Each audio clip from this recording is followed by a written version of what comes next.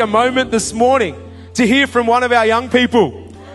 Okay, and this girl is incredible. She is about to go into year 10 next year, but get this, she's already serving in our kids ministry, and her name's Lia, and we've just asked her to share. She's just going to share for a few minutes. And here's the thing, I know as a church we are the most encouraging, life-giving church as she shares the word of God. And so I wonder this morning, can we give a warm welcome to Lia as she comes to bring the word this morning for a few minutes.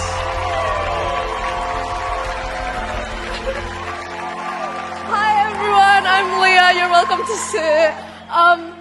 I'm Indonesian, and fun fact, I'm in Yellow Tribe, so shout out to Yellow Tribe. Okay.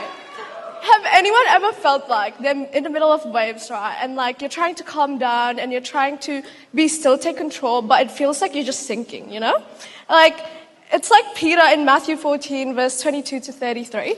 It talks about, many of you may know this story. Like Peter saw Jesus walking on water, so he had the faith to do that too. Like he started off by having his eyes focused on Jesus, but then it says, when he saw the wind, he was afraid and he started to sink. Sometimes, I don't know about you, but I can feel like that too. I feel like I have so much distractions in my walk with Christ. I start walking with focusing on Him, but suddenly there's so much going on, I lose focus on who I was walking to, you know? And I want to remind us, we should turn our eyes upon Jesus. You know?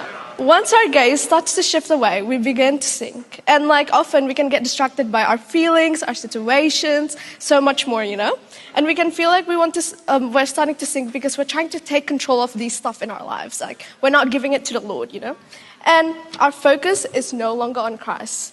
But just like Peter, he could only walk on water when he was looking at Jesus because it's not humanly possible. That's the same like us. We're not meant to walk on this alone, right? You know? And when Peter started to sink, Jesus reached his hand out and take a hold of him. Jesus was looking at Peter this whole time. And that's the same with us. Jesus is looking at us and is with us this whole time too. But are we looking at him? You know?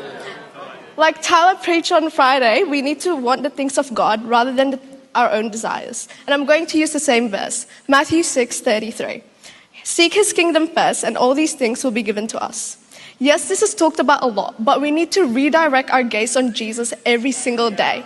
You know, we need to direct our gaze so we can live out bringing His kingdom on earth.